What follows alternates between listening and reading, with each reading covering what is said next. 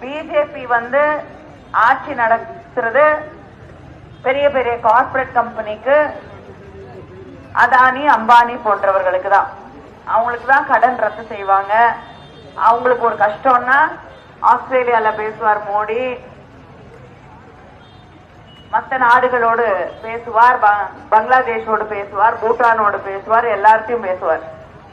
ஆனா நமக்கு சாதாரண மக்களுக்கு ஒரு தேவை என்றால் அதை பற்றி காதில் கூட வாங்கிக்க மாட்டார்.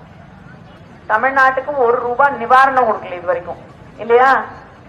நமக்கு வர வேண்டிய நிதியும் கொடுக்கறது இல்ல. தமிழ்நாடுன்னா அவங்களுக்கு கொஞ்சம் கஷ்டம் தான், ஏன்னா இங்க இருந்து ஓட்டு போடுறது இல்ல.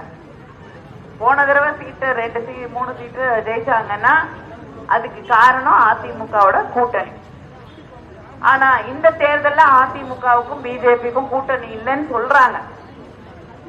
நாங்க